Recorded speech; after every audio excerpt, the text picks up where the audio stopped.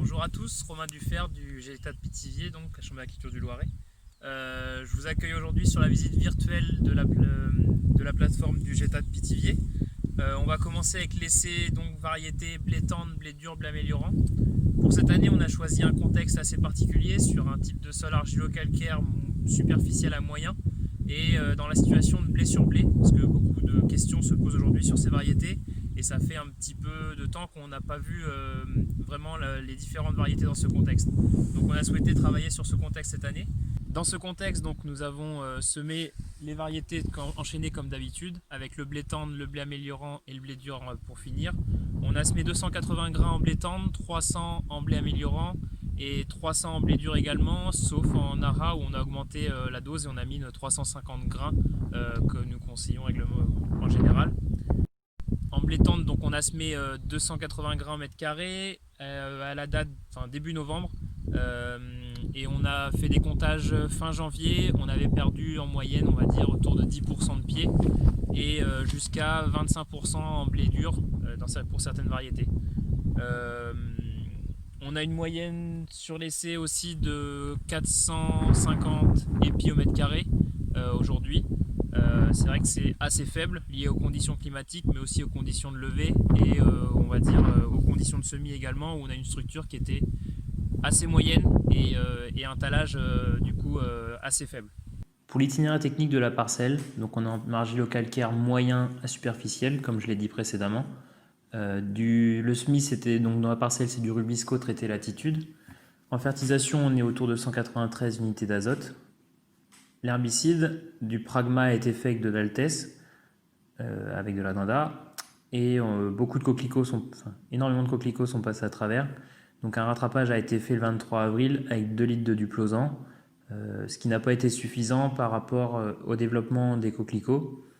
Un test de résistance a été effectué, mais on soupçonne que ces coquelicots sont très résistants et il faudra surveiller pour les prochaines années dans la rotation avec les différentes céréales. En termes de fongicides, donc il y a eu un Cardix, puis un Horizon qui a été fait au moment de la floraison. Et une irrigation a été faite au 15 avril avec 30 mm en argilo-calcaire assez superficiel. Donc l'intérêt de cette irrigation à ce moment-là. On va passer les variétés en revue, comme on fait habituellement, sauf que là vous êtes derrière la caméra. On va commencer donc par le ténor. Donc le ténor qui commence à se développer sur le secteur, qui est tolérant au chlorto et cécidomie. Une variété assez précoce avec un profil maladie assez moyen, donc à protéger au niveau rouille et septo. Et un potentiel par contre qui est plutôt très bon par rapport à sa précocité. On trouve ensuite donc une des références du secteur, le Sacramento, qui est présent dans beaucoup d'exploitations, sensible au chlortoluron. C'est une variété donc, que je disais très répandue, qui est précoce, avec un profil septo bon, mais on voyait quand même plusieurs foyers de rouille jaune aujourd'hui sur les parcelles. On a ensuite Complice, donc barbu également, tolérant au chlortoluron, une variété tardive, un peu dans le profil de Chevignon et Bourgard, mais en étant moins bien au niveau maladie. Il y a un potentiel quand même très bon et qui correspond très bien au type de sol plutôt profond. On enchaîne du coup avec Chevignon sur le même type de précocité, avec un profil maladie un peu meilleur. Et un très bon potentiel en dehors des situations de stress hydrique. À côté, Unique, dans la même gamme de précocité aussi, une variété tardive et tolérante au chlorto, avec un profil maladie qui se rapproche un peu plus du Complice du coup. Il faut faire attention sur les rouilles et puis sur la septo un peu précoce. Ensuite, le Rubisco. C'est un peu notre témoin en pluriannuel, une variété qui est toujours bonne dans beaucoup de situations, donc on a voulu la remettre là pour voir dans cette situation de blé sur blé en sol un peu plus superficiel. Et pour comparer, comme on connaît un peu son niveau en blé sur blé, pour comparer les autres variétés, donc on se rendra compte, ce sera un peu notre témoin.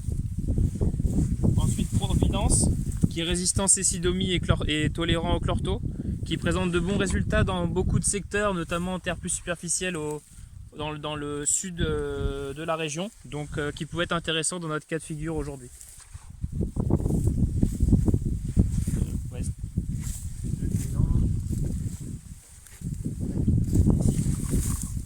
on est sur une modalité de mélange.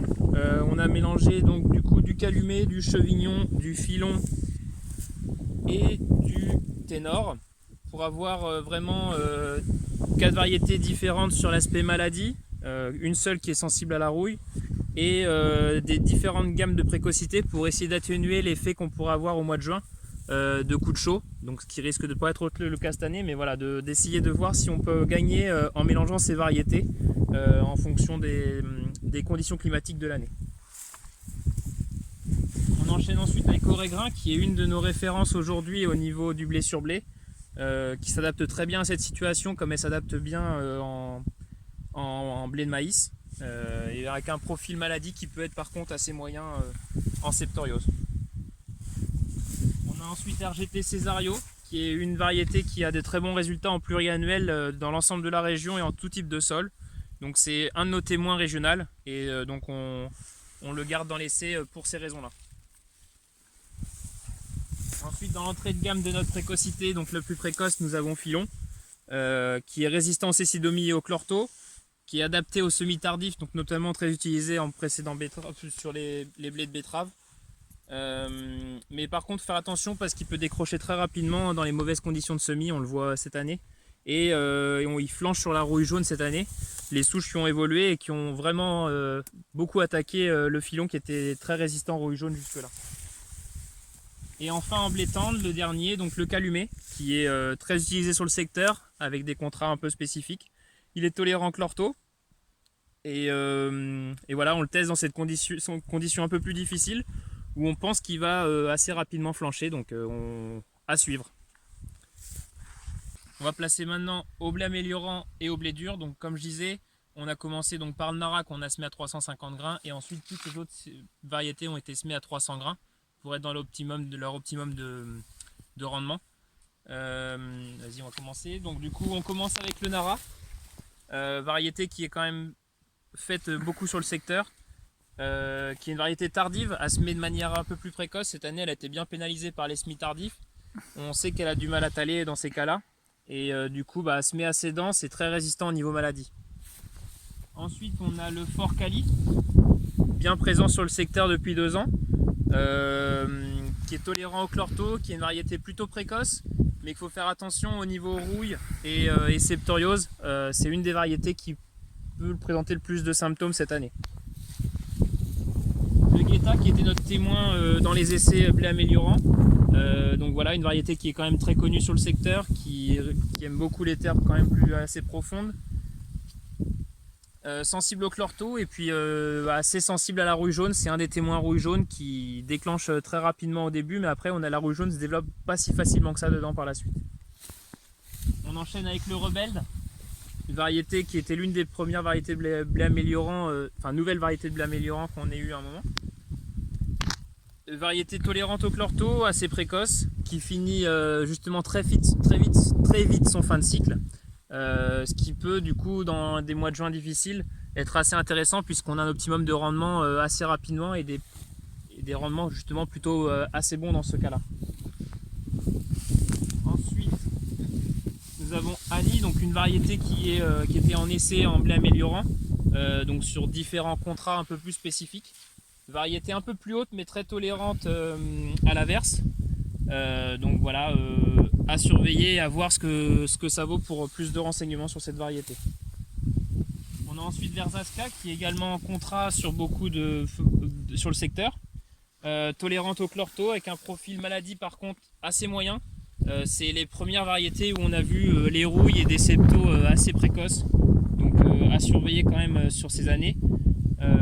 Mais un petit gabarit avec un potentiel de rendement assez intéressant quand même.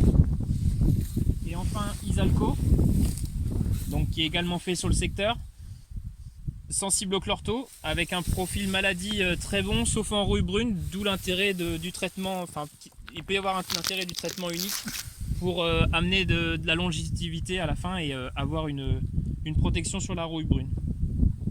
On va passer maintenant donc au blé dur. En blé dur, peu de nouveautés pour l'instant, donc on va surveiller les numéros, etc. Mais on commence par le Miradou, une variété qui commence à être assez ancienne maintenant, Donc une variété très connue avec une moyenne pluriannuelle qui est très bonne. Et sa précocité est assez intéressante parce que c'est une des variétés qui passe le mieux en blé dur de printemps. Donc voilà, pour des parcelles qui n'ont pas pu être semées à l'automne et qu'il faut venir au printemps, c'est une des variétés assez spécifiques avec l'envergure. Donc justement, on arrive à l'envergure. La variété la plus produite sur le secteur est l'une des plus productives. Elle a un profil maladie qui est plutôt très bon. Son gros problème, maintenant il est assez connu, c'est l'aspect verse où en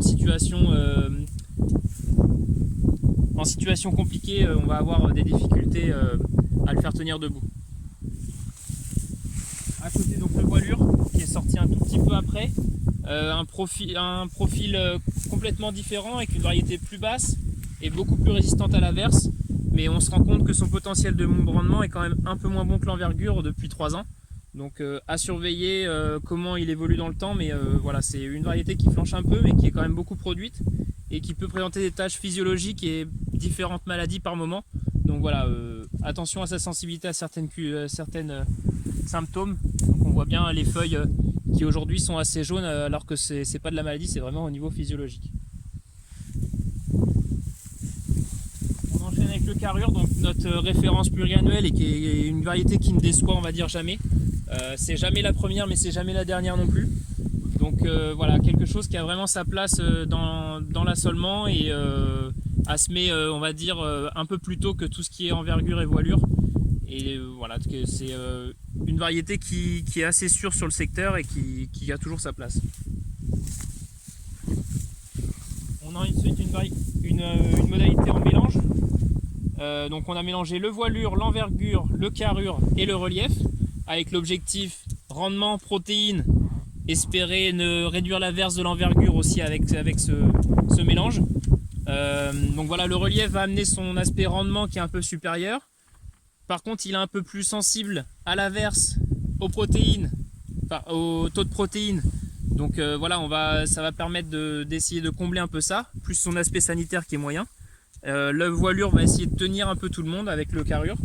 Donc voilà, on va voir comment ça se passe sur cette évolution-là, et on peut avoir aussi un impact au niveau de la fusariose si au moment de la floraison, qui est du coup un peu plus décalé dans le temps, on a un orage ou quoi que ce soit et qui pourrait impacter une variété plus que les autres. Là, on a une assurance en plus avec 4 variétés qui fleurissent à 4 dates différentes. On a ensuite de nouveautés, donc le Mont Bécure qui est assez haut mais peu sensible à l'averse et plutôt assez résistant au froid, donc un peu en déclin l'année dernière par rapport à sa sortie du CTPS. Donc à suivre cette année comment elle évolue. Ensuite le Vanur qui était encore sous numéro jusque là, un profil plutôt petit. Donc voilà, c'est la première année qu'on l'a dans l'essai, donc à voir comment il va se situer par rapport aux autres dans différentes situations entre la nôtre et des situations en terre plus profondes dans d'autres secteurs. Et enfin du coup le relief qui est quand même plus sensible aux maladies, qui a plus de difficultés à faire d'avoir un taux de protéines assez bon. Donc on va la suivre, voir comment ça se passe. Mais voilà, c'est une variété qui a un très bon potentiel de rendement et qui peut avoir justement un intérêt en mélange lié à cela. Au niveau des notations maladies dans cet essai variété, on n'a pas pu faire de notation au 28 mai. Il y avait trop de feuilles sénescentes. Donc on n'a pas pu voir l'aspect notamment septo et rouille sur les différentes variétés. On a juste relevé le Versasca et le Filon où on a observé de la rouille jaune et un petit peu de septo. Ensuite, sinon, on a des observations assez intéressantes au 7 avril, notamment pied inverse. C'est ce qu'on recherchait vraiment au niveau de cet essai. On observe quand même déjà que quasiment l'ensemble des blés améliorants et des blés durs n'observaient pas de pied inverse à ce stade-là, autour de 2 nœuds, 3 nœuds. Donc c'est déjà quelque chose d'assez intéressant. Ensuite, au niveau des blés tendres, on observe bien des variétés qui sont assez sensibles au piétin, notamment le Calumet, le Rubisco, le Chevignon et le Sacramento. Ce qui redonne un petit peu les connaissances qu'on avait sur ce sujet. Donc à suivre au niveau de la récolte, si on voit un impact ou si le potentiel de rendement de ces variétés arrive à assurer l'essentiel. Ensuite, au niveau de l'accepto, donc au 7 avril, on avait un petit développement sur certaines variétés. Et on a vu qu'après, derrière, avec le mois de mai, le mois d'avril et le mois de mai qu'on a eu, très peu de maladies se sont développées. On était quand même à 20% de septoriose sur la F3 donc, du moment, à 2 nœuds, sur certaines variétés comme Ténor, Sacramento, Rubisco et Orégrain. Donc c'est pas une surprise pour notamment Ténor et Orégrain où on sait que l'accepto peut se développer assez rapidement. Voilà, mais on voit bien que tout le reste des variétés ont été vraiment très peu touchés. Les blés améliorants également. Et par contre, au niveau des blés durs, voilà, on a pareil quelque chose qui était très sain toute la longueur du cycle. Au 20 juin, on a fait une notation fusariose et échaudage. Donc c'est encore très tôt pour voir si c'est de la fusariose ou de l'échaudage. Donc on a fait une notation vraiment visuelle pour vous donner les résultats du moment. Et puis c'est bien sûr au rendement qu'on verra la différence entre la FUSA, avec la FUSA. Et on observe que des variétés sont plus sensibles. Alors est-ce que c'est l'aspect sensibilité ou est-ce que c'est la date de floraison qui correspondait à ce moment-là? Mais on voit que le voilure notamment était plus sensible soit à l'échaudage, soit à la fusariose dans l'essai. Et ensuite les autres se tiennent globalement entre 15 et 30%. Ça paraît énorme comme ça, mais nos résultats en général en notation sont toujours nettement supérieurs à ce qui est observé en champ et notamment à la récolte. Donc voilà, c'est tout pour l'essai variété blé, stand blé dur blé améliorant. Donc on va enchaîner la visite des essais avec un autre essai.